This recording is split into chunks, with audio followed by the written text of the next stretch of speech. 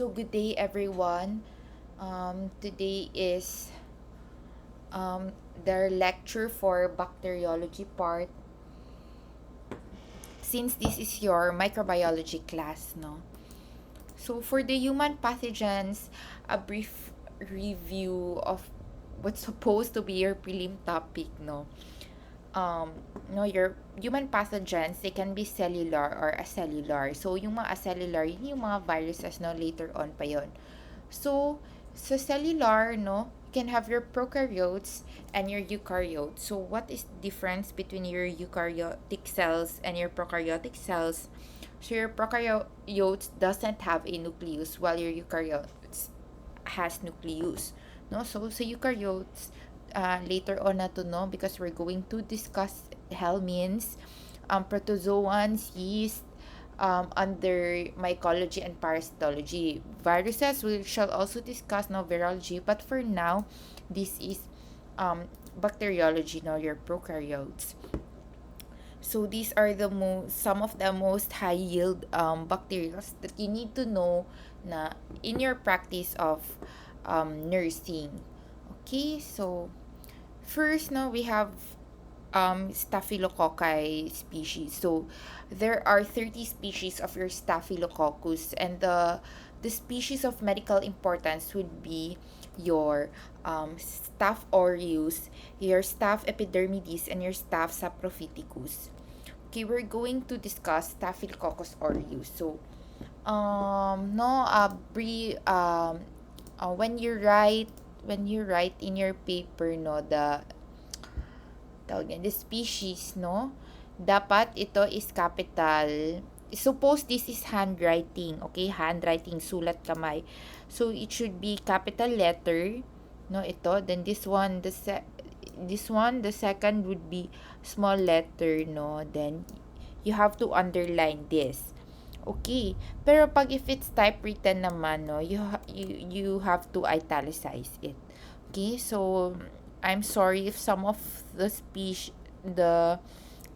here in this PowerPoint di pa naka-italicize, but I'll try to edit it, no, as we go. So a brief overview of your Staph aureus, no. What is its clinical significance? It's the most common cause of your skin infections, pneumonia, endocarditis, and sepsis. So they colonize. Why no? That's why, no, paano nila nagagawa yun, no, that's your pathogenesis. So they colonizes your nasal passages, your skin, and infections often start pag may breach in the skin, pag nasamad ka, no, may sugat ka, no, so that's usually their point of entry. So variance factors, anong meron sa kanila, but sila pwede magka-cause ng pathogenesis, no. So, anong part sa kanila? So, that is your protein A, coagulase, hemolysins, leukocidins, and superantigens. Okay, so how do we diagnose these? No, so your gram stain, culture and blood agar, coagulase test, and PCR. So, and how do we treat these? Using your penicillinase-resistant penicillins and vancomycin for MRSA. So, in diagnosing this, no, this is usually for medtechs, but hold on. This is usually for medtechs, but under the gram stain, no, your Staph aureus is gram positive. Anong itsura niya? Cocci, no, spherical, no, that's andun na yan sa intro. And ba yan? Wait lang, guys. Ano nangyayari dito? And ang arrangement niya, they can be single cell or pairs or in short chain but appear predominantly in grape-like clusters. So, what's your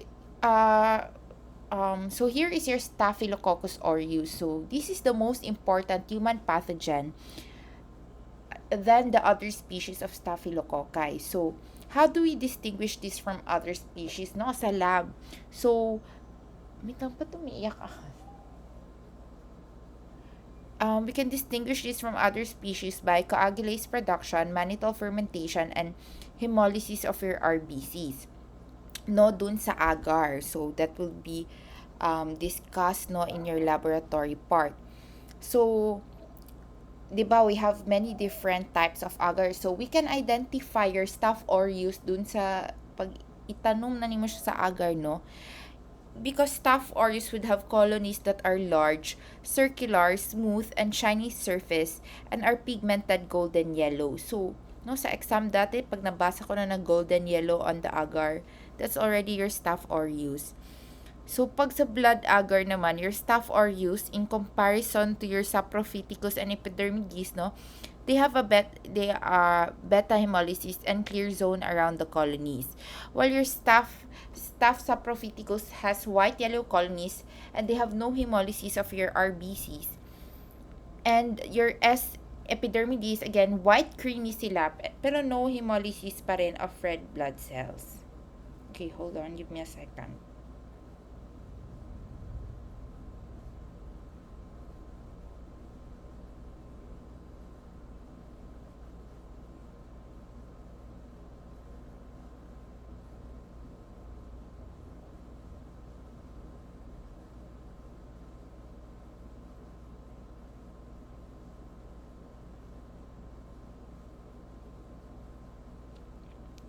Okay, so ayan, no. So on blood agar, no, si Staph aureus mo has beta hemolysis. It has clear zone around the colonies. Pero yung other species mo, your saprophyticus, no hemolysis siya ng RBCs, no, white yellow ang colony niya, at saka ang epidermidis is white creamy, no hemolysis of red blood cells. On mannitol salt agar naman, it's a differential medium for mannitol fermenters, no? Hindi mo na masyado yan concern, no? So, ang concern mo dito is your, so, mannitol, okay, sorry, kasi nga, mannitol salt agar to. This is a differential medium for mannitol fermenters. So, this media would contain mannitol and may indicator na nilalagay na phenol red and 7 to 10% sodium chloride. So your Staph aureus, they would produce yellow colonies with yellow zones, no? That means they ferment the mannitol in the agar. So the other Staphylococci species would produce small pink or red colonies with no color change to the medium. So meaning, hindi nila fina-ferment yung mannitol nandun. So ayan, no? This is your Staphylococcus aureus kasi nga nag-yellow siya, meaning fina-ferment nila yung mannitol na nasa agar na to. While your other species na your Staphylococcus epidermidis, hindi nila na-ferment yung mannitol. So, they, nagiging color pink sila, okay? So, one of the most important things that you need to know how to differentiate would be your catalase test. It's used to differentiate between Staphylococci and versus your Streptococci, no? So, your Staphylococci is catalase positive while your Streptococci would be catalase negative. So, your coagulase test naman is used to differentiate Staph aureus from coagulase negative Staphylococci. Okay, ayan. So, actually, I know lalabas naman to sa lab nyo. Okay.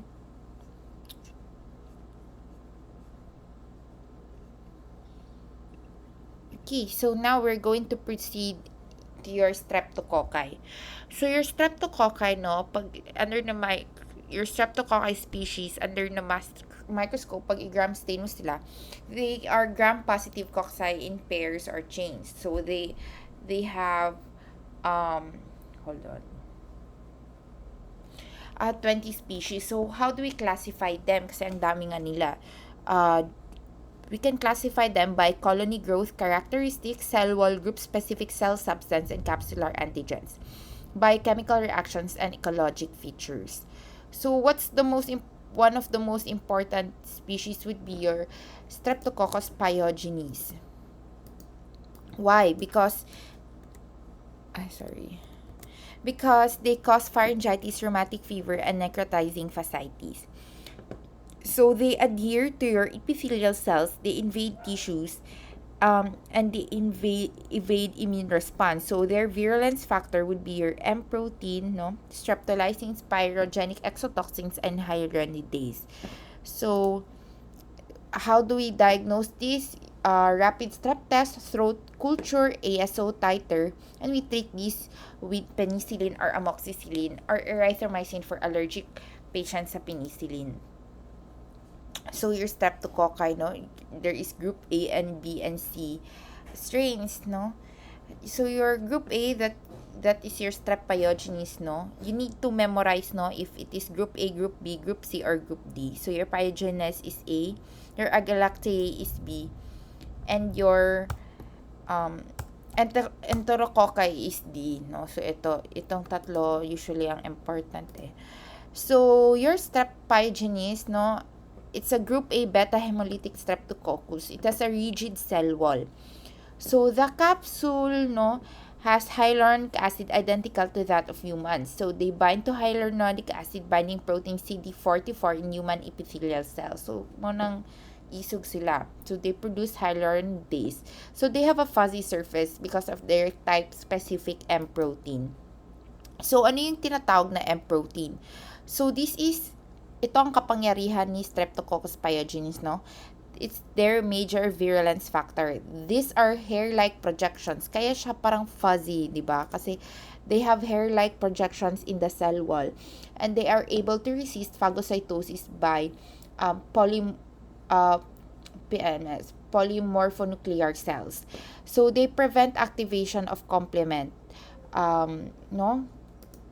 I don't know if na-remember nyo sa inyong immuno na introduction, no, that your complement system has to be activated. So dahil may kapangyarihan si Streptococcus pyogenes, no, they prevent activation of it. So the presence of type specific antibodies to M protein would that's why may immunity. Okay? So, anong meron pa sa kanila, no? To what is their toxins and enzymes? First is they have their streptokinase, no, your fibrinolysin. They transform the plasminogen of the human plasma into plasmin. So, actually, we use this before, no, sa mga areas or sa mga malalayong areas. They still use this for the treatment of pulmonary emboli and of coronary artery and venous thrombosis. Okay? Kasi nga, nakakatunaw siya ng clot. Okay? So, yun na lang ang parang isipin nyo, no? Meron siyang something na they can transform the plasminogen of human plasma into plasmin, no? The active proteolytic enzyme na nagda-digest ng fibrin. So, pwede sila gawing gamot. Ginagawa silang gamot. Okay, streptodornase depolymerizes DNA, no? Hyaluronidase, no? This is very important that you know. They split hyaluronic acid, no? Ground substance of your connective tissue. It's a spreading factor, antigenic and specific, no? If you remember sa fission, no? This hyaluronic acid is a ground substance of your connective tissue. Next is your pyrogenic exotoxins. Your exotoxin A, a super antigen. So, this causes your streptococcal toxic shock syndrome and scarlet fever. So, exotoxin C contribute to the syndrome. Exotoxin B would be unclear. So, ayan, but pasok ko.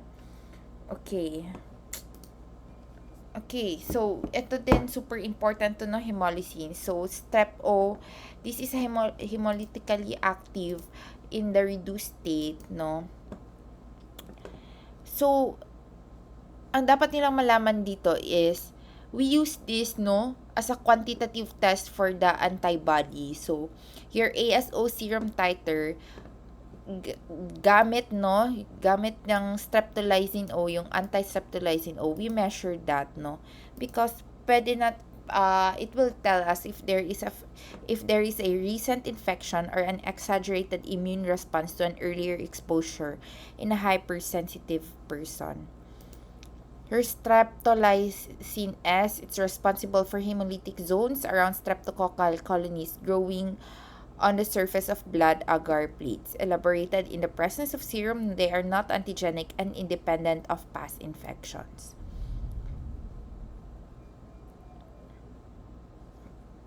So, ayan. Parang ano to, parang, um, tawag niyan, summary. Okay guys, give me a 5-minute break ha.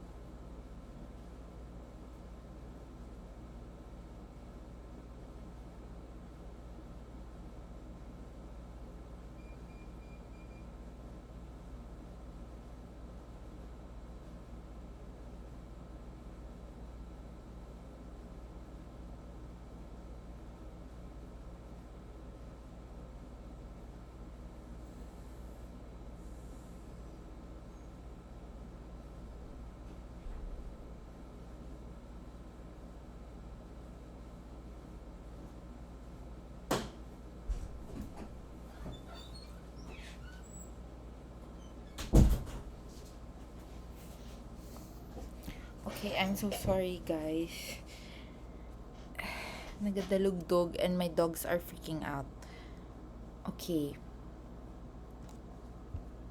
Okay, so this is a picture of your group A beta hemolytic streptococcus, no? It is shown attaching to the cell membranes of a human oral epithelial cell. So, note no of their hair-like projections which mediate the attachment. So, ayan. So, summary no of the virulence factors of your S. pyogenes. So, your capsule, of course, they are antiphagocytic. Your lipoteichoic acid, they bind to the epithelial cells. Your M protein are for adhesion, no? They mediate internalization by host. And they stop the complement activation. They degrade the complement C3b. Your F protein, they mediate adherence to epithelial cells and internalization. Your pyrogenic proteins, they mediate pyrogenicity enhancement of delayed HPS and susceptibility to endotoxin. Your streptolysin S, they lyses the leukocyte, um, platelets and erythrocytes. No, your streptolysin O, very important that you remember that it's immunogenic. That's why we can measure the anti-streptolysin O also, no. Then streptokinase, they lyse the blood clots, facilitates spread of bacteria in tissue, no, and ginagamit na natin to siya, no, as a treatment of acute MI, no. So until now ginagamit pa rin siya sa mga malalayong lugar. DNAs, they depolymerize the cell-free DNA in purulent material, and C5a peptidase, they degrade the complement C5a.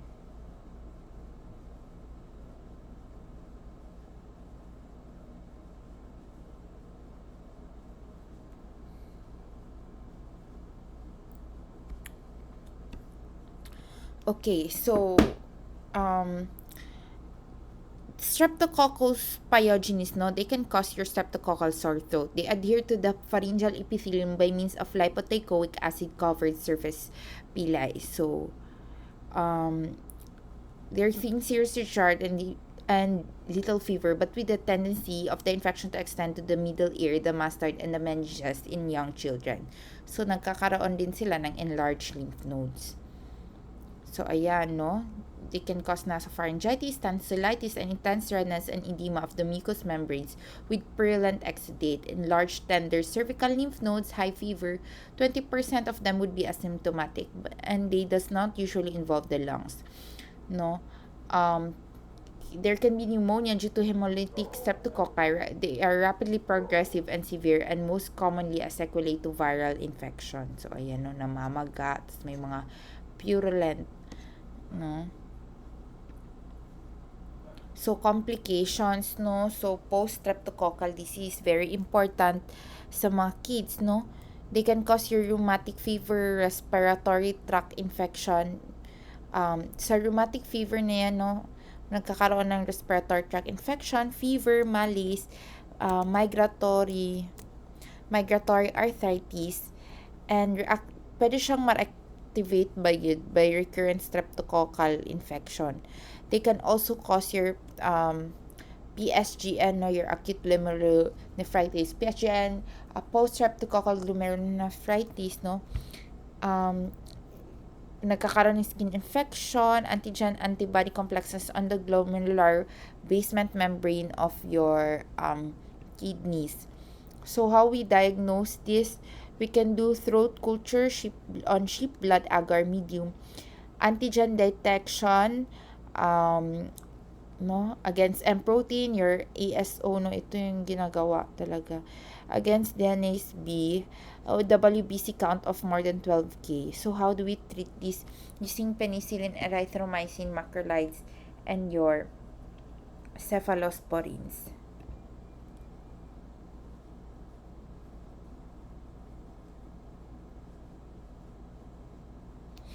So, immunity, so type specific, you can have anti-M type specific antibodies. Your ASO, they do not indicate immunity, pero they will tell us, no, if there is a recent and repeated infection. So actually, ang alam ko 180 na to ngayon, hindi na 162 to more than 16200. So how do we prevent and control, no? Chemoprophylaxis, prompt eradication from early infection, no? Dapat dili siya mag-usab-usab.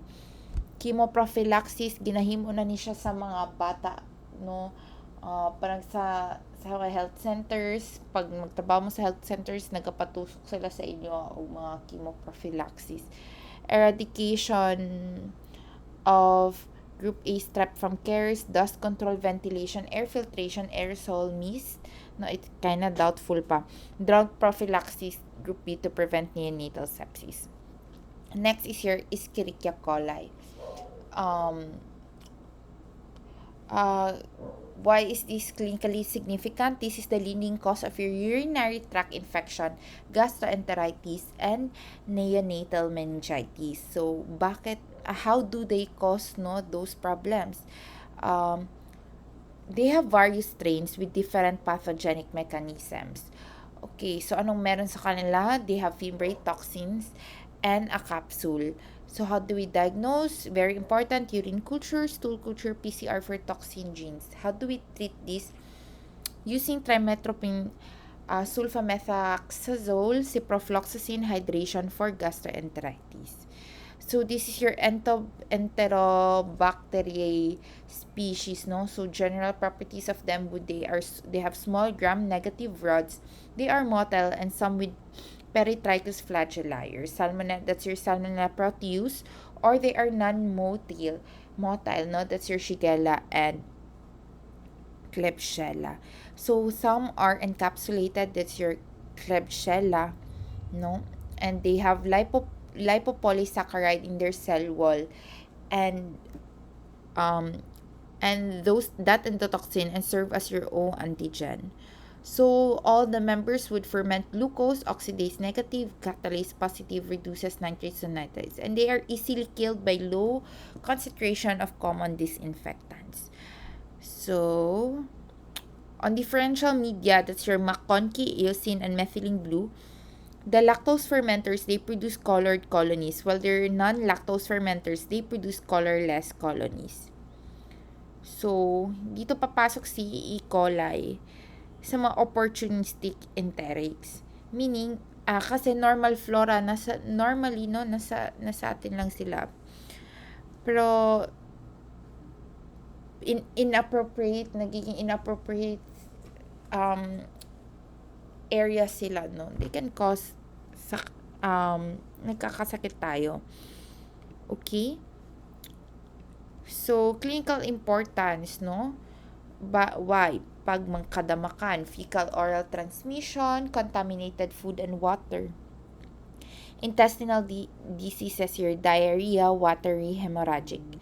Extraintestinal diseases, outside of your gastrointestinal tract, no, your UTI, neonatal meningitis, nosocomial infection, septicemia, shock pneumonia. So, indicator for fecal contamination of water. So, what are your E. coli associated diarrheal diseases? So, first is your EPIC or your enteropathogenic E. coli.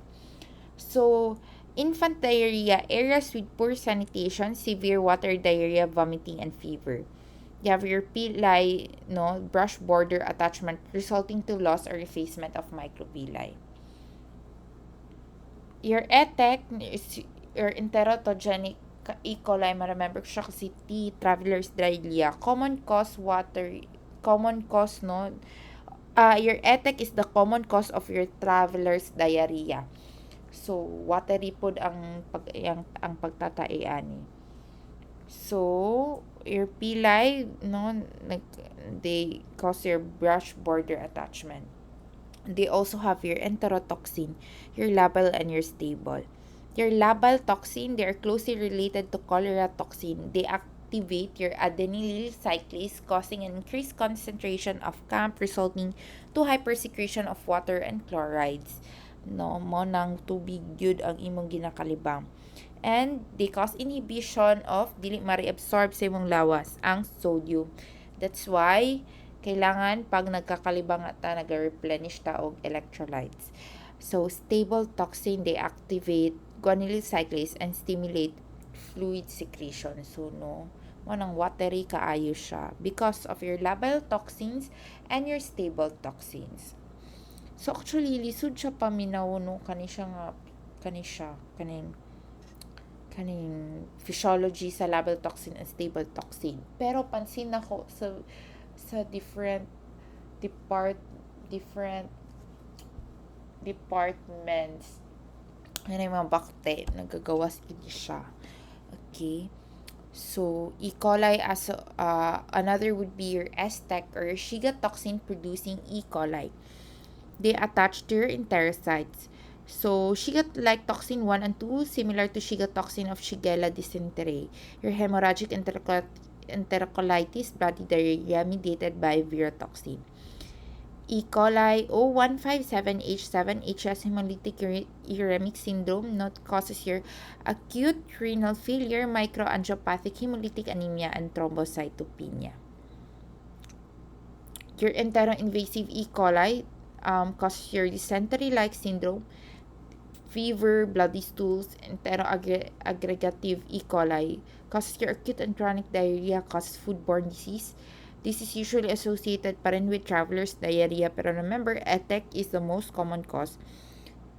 And persistent diarrhea in your HIV patients. Okay, so nakakalahati na tayo. Itigil ko muna dito para hindi mahirap ma-upload.